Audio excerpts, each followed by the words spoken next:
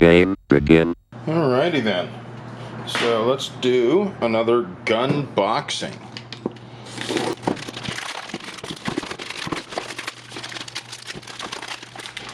What's in the box? What's in the box? Okay. There we go.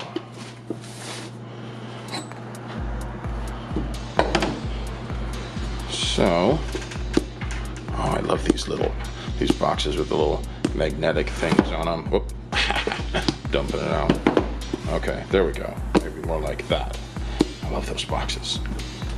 So this is a GRSC. Oops. You didn't see that. This is a GRSC combat rifle scope. It's what is it, 1.1-10 power.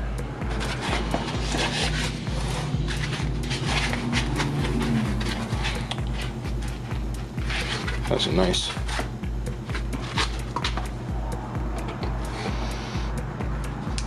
I love these GoPro mounts. Those are real solid. Has a built-in throw lever. So if you're wondering what's going on here, it's because I have to do B-roll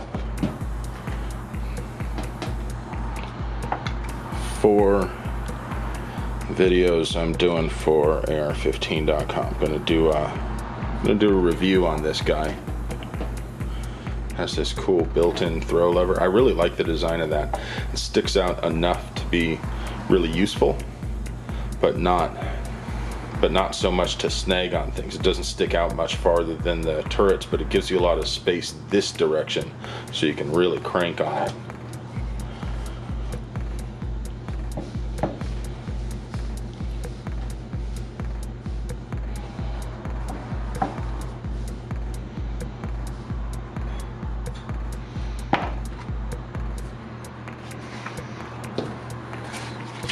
Come with a other cap there too.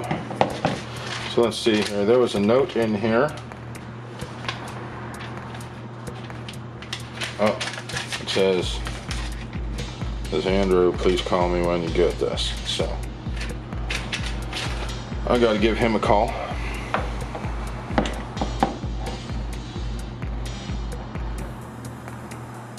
There you go. Now you can kind of see the reticle.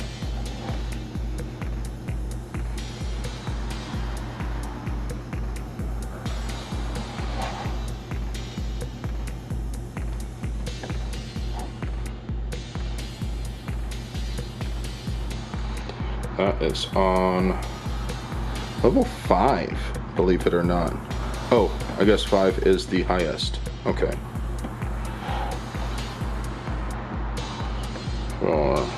0 for it has off between each brightness position. I like that a lot. Let's see if I can get this to focus.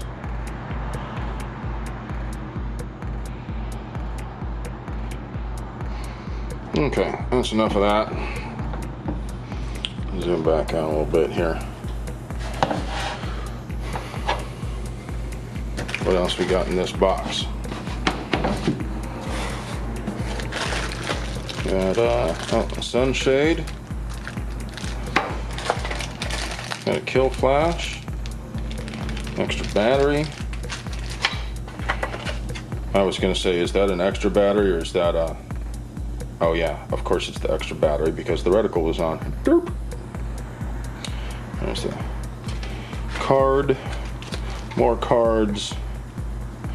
A great picture of the reticle right there on the card.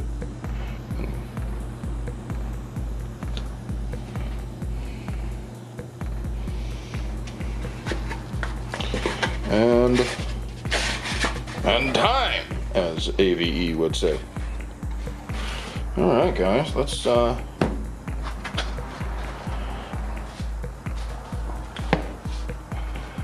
get in here and take a look at this. So If I crank this down to 1 power, you can see that's about what it looks like there. What you're getting at 1 power is this little ring and a donut in there, kind of a ring inside of a ring.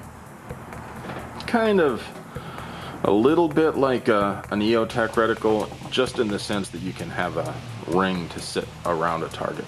A lot of folks believe that a ring is really useful at close range because instead of worrying about a dot, like where the bullet's going to go, we don't really care. We know it's close, and we know we're going to get a hit as long as part of the bad guy is just in there somewhere, and you just kind of take that ring and blow, you know. You don't take a lot of time to line up a dot or anything. Just put the ring over it and hose.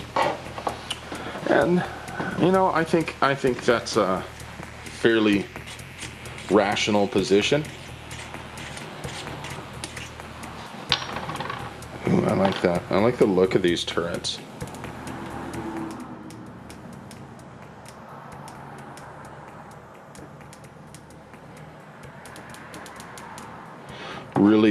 Really positive clicks, super positive clicks. Half MOA adjustments.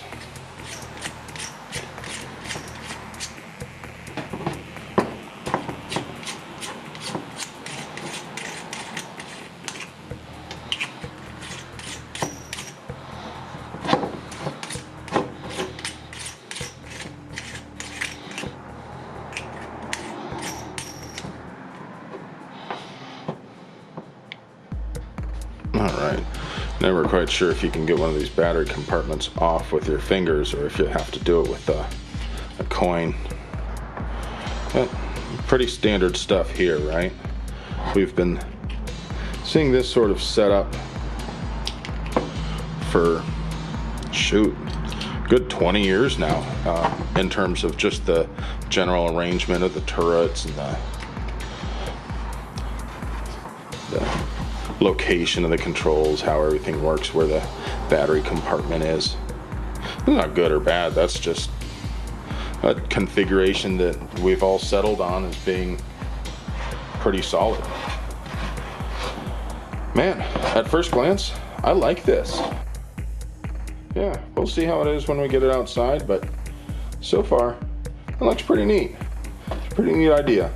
Like I said, it's a 1 to 10 variable, which is a big, huge magnification range, especially at the price. I forget the exact MSRP on this, but it's one of these mid-range scopes. I want to say it's like in the $300 range, $250 maybe, somewhere in that neighborhood. Quite a few other sites in that neighborhood, but I don't know if any of them have a 1 to 10 magnification range. That's awesome. I can't wait to get this out and do some pew-pews.